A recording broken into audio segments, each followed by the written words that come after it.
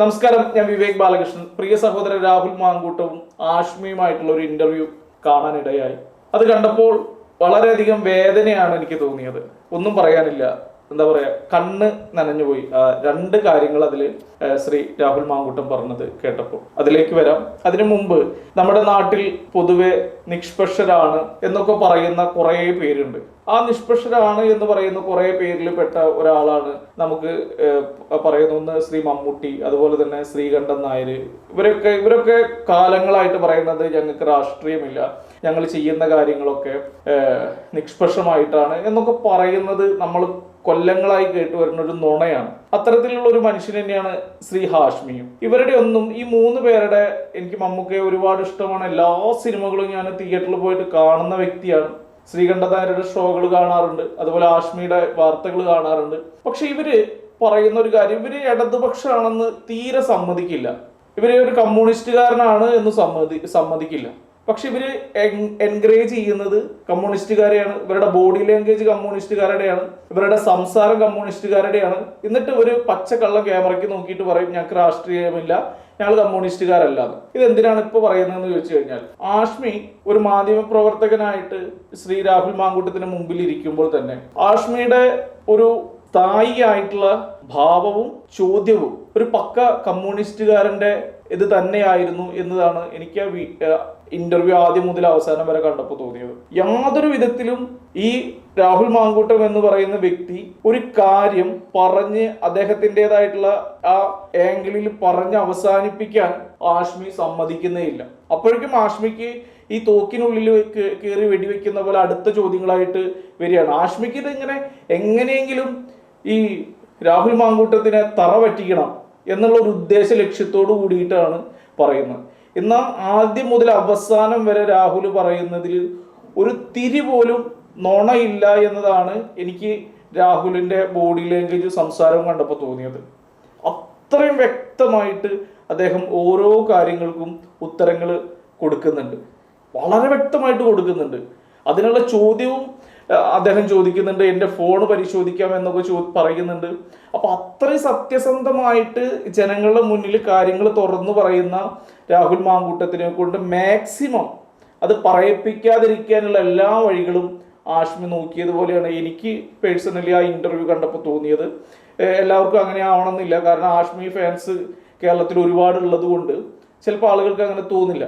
എന്തായാലും ആഷ്മിയാണ് ഇന്റർവ്യൂ ചെയ്തതുകൊണ്ട് ഇത് കുറെ കമ്മികളും കാണാനുള്ള സാധ്യത ഉണ്ട്.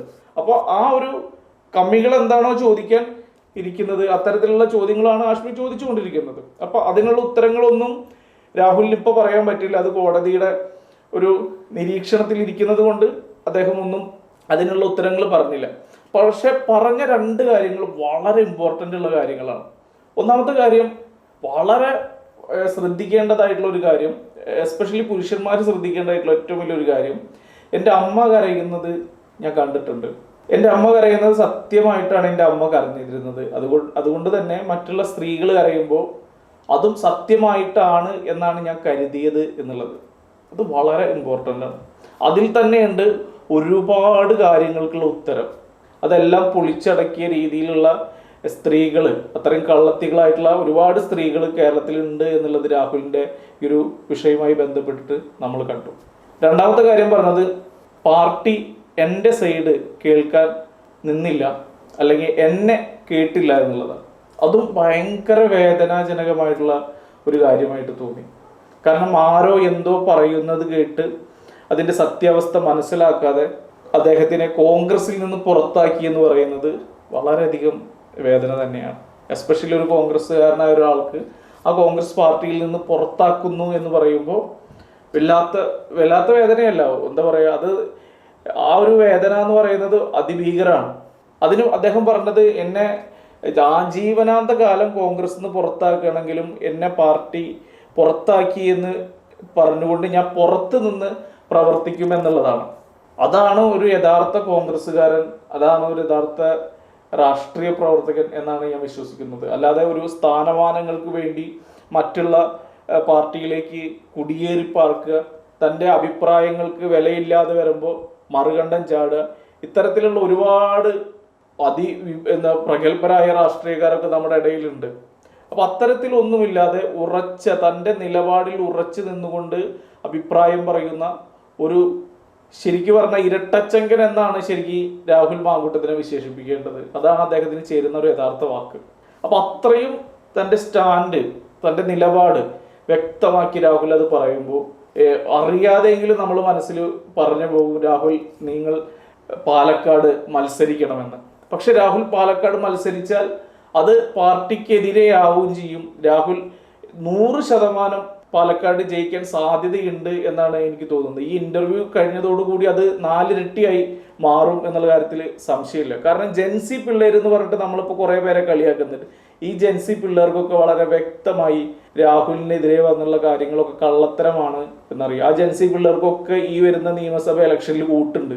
അവര് രാഹുൽ നിന്ന് കഴിഞ്ഞാൽ രാഹുലിനെ കുത്തു എന്നുള്ള കാര്യത്തിൽ ഒരു സംശയമില്ല.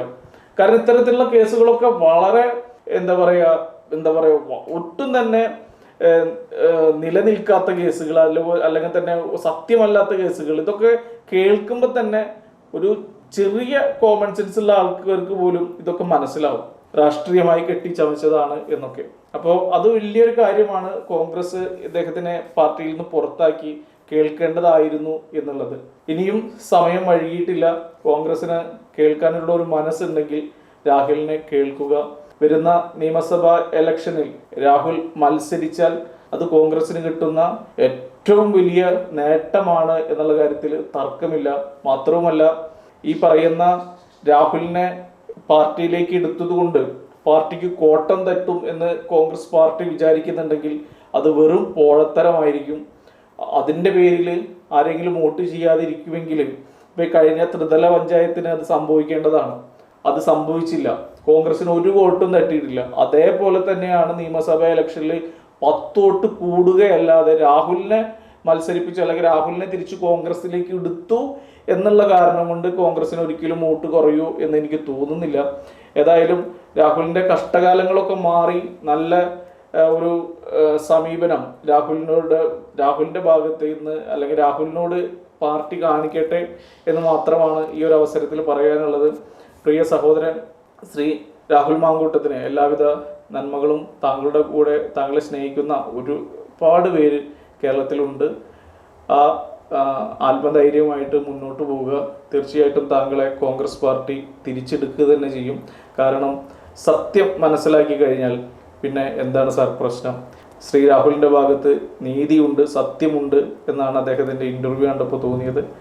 കോൺഗ്രസ് അദ്ദേഹത്തെ തിരിച്ചെടുക്കട്ടെ എന്ന് ആത്മാർത്ഥമായി പ്രാർത്ഥിച്ചുകൊണ്ട് നിർത്തുന്നു. നന്ദി, നമസ്കാരം.